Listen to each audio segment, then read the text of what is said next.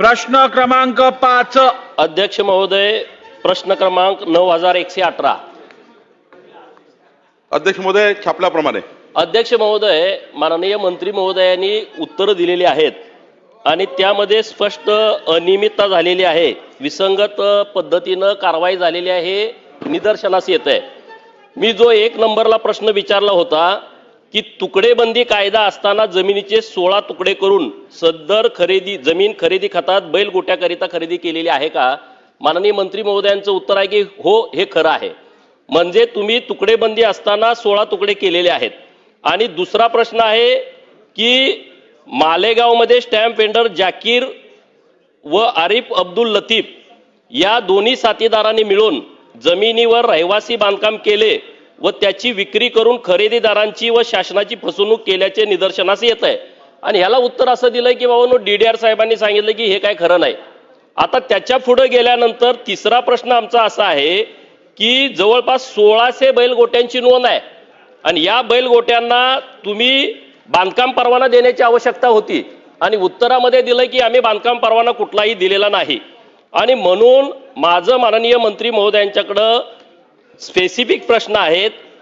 जर DDR साहेबांनी आपल्याला चुकीची माहिती दिलेली आहे, कारण तुकडेबंदी कायदे असताना 16 तुकडे केलेले आहेत, DDR यांच्यावरती काय कारवाई करणार? नंबर 1, मालेगावचे उपविभागीय अधिकारी आहेत, यांनी 16/3/2013 ला मौजे संगमेश्वर तालुका मालेगाव येथील गट नंबर अमुक अमुक ही वर्ग 2 ची जमीन त्यांनी 1 केलेली आहे। आणि हा जो त्यांचा निर्णय आहे तो निर्णय अप्पर जिल्हाधिकारी यांनी दिनांक 14/2/2023 ला रद्द केलाय। म्हणजे उपविभागीय अधिकाऱ्यांनी चुकीच्या पद्धतीने परवानगी दिली होती, वर्ग भोगवटदार 2 ची जमीन 1 केली होती आणि अप्पर जिल्हाधिकाऱ्यांनी त्यांनी रद्द केलेली आहे। आणि मग ही विसंगती आहे। माननीय उपविभागीय अधिकारी जे 2013 ला होते त्यांच्यावरती आपण कारवाई काय करणार आहात? नंबर 1। नंबर 2, DDR ने आपल्याला चुकीची माहिती दिली त्याबद्दल DDR वरती आपण कारवाई काय करणार आहात? आणि मग तुम्ही जे 2 जण आहेत ज्यांनी ही जमीन फसवून लोकांना दिलेली आहे त्यांच्यावरती आपण फौजदारी गुन्हे दाखल करणार आहात का? आणि ज्या जमिनीमध्ये जो ग्रीन बेल्ट होता, ग्रीन झोन होता, ज्याच्यामध्ये कुठलाही बांधकाम परवाना नाही, बांधकाम परवाना नसताना तुम्ही मान्य केलं की कुठलाही बांधकाम परवाना दिला नाही, तिथं अनाधिकृत बांधकाम केलेली आहेत, ती अनाधिकृत बांधकाम तात्काळ निर्गमित करण्याच्या सूचना आपण देणार आहात का? हे माझे स्पेसिफिक प्रश्न आहेत। माननीय अध्यक्ष महोदय, माननीय गोपीचंद पडळकर यांनी अत्यंत महत्त्वाचा प्रश्न या सभागृहात आणला आहे। खरं तर मौजे संगमेश्वर येथील गट नंबर 114/अ आणि मौजे गुगळगाव येथील गट नंबर 253 असा हा 2 गट आल्याबद्दल। आणि अध्यक्ष महोदय, मुळात हा प्रश्न सुरू झाला या ठिकाणी जे आपण भूखंडाची अदलाबदली करतो, जमिनीची अदलाबदली करतो। अध्यक्ष महोदय, 2002चं परिपत्रक असं आहे की भूखंडाची अदलाबदली करायची असेल किंवा शेतीची अदलाबदली करायची असेल, तुम्हाला माझी जमीन, माझी तुम्हाला जमीन करायची असेल तर ती सलग असावी लागतं। पण आमचा हा महाशय जो आहे उदय किसवे ADO यांनी संगमेश्वरची जमीन गुगळगावला स्वॅप केली आणि गुगळगावची जमीन संगमेश्वरला स्वॅप केली, म्हणजे अदलाबदली केली। सलग असली पाहिजे ते परिपत्रक आहे, पण गावाच्या गावात बदलून टाकलं। आणि त्यामुळं उदय किसवे जो आमचे उपविभागीय अधिकारी आहे यांना आम्ही निलंबित करतो आहे आणि यांना निलंबित करून याची 1 महिन्याच्या विभागीय चौकशी करून पुढचे याची कडक शिक्षा याच्यावर आम्ही पुन्हा करणार आहोत।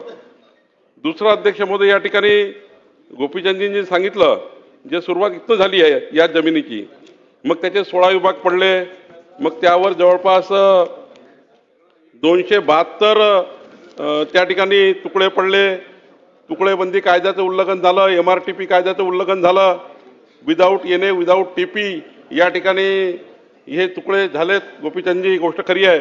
आणि त्यामुळं 258 दस्त या ठिकाणी नोंदणी करण्यात आले, ते अत्यंत चुकीचं आहे। आणि त्यामुळं ह्या 2013 ते 19 या काळात 6 वर्ष काळामध्ये जे तिथले आपले मुद्रांकन अधिकारी होते श्री भुरके आहेत, श्री गावित आहे, श्री कापडणे आहेत, श्री गुप्ते आहेत, श्री हिरे, श्री कळसकर, श्री मोतीराळे आणि वाणी या अधिकाऱ्यांनी त्या ठिकाणी मोठ्या प्रमाणावर अनधिकृत दस्त या ठिकाणी नोंदणी केली आहे. याचीही विभागीय चौकशी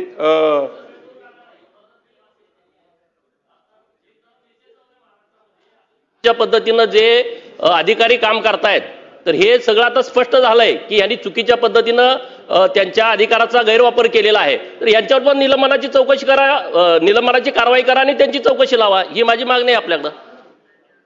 अध्यक्ष महोदय, 8 अधिकारी आहेत. 2013 ते 19 या काळातल्या 8 या ठिकाणी मुद्रांक अधिकाऱ्यांनी या चुका केल्या आहेत. मी उपविभागीय अधिकारी एडीओला निलंबित केला आहे, पण मला माननीय गोपीचंदजीला विनंती करायची आहे की या 7 दिवसामध्ये या 8 अधिकाऱ्यांनी कुठले कुठले दस्त कसे कसे त्या ठिकाणी चुकीचे नोंदवले आहे याची संपूर्ण विभागीय चौकशी करून किंवा प्रायमरी, आता तर विभागीय चौकशीला वेळ लागतो, 1.5 महिना 2 महिने, प्राथमिक चौकशी करून अधिवेशन संपण्यापूर्वी याबद्दलची जी पुढची कारवाई ती पूर्ण करू, ती सभागृहाला मी जाहीर करील. पण आता मात्र विभागीय चौकशी याची करून पण उपविभागीय अधिकारी यांना मी निलंबित केला आहे.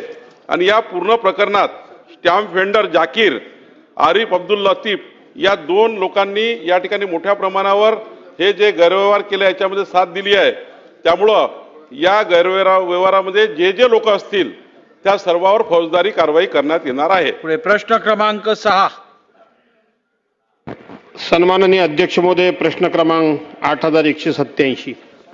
अध्यक्ष महोदय, छापल्याप्रमाणे.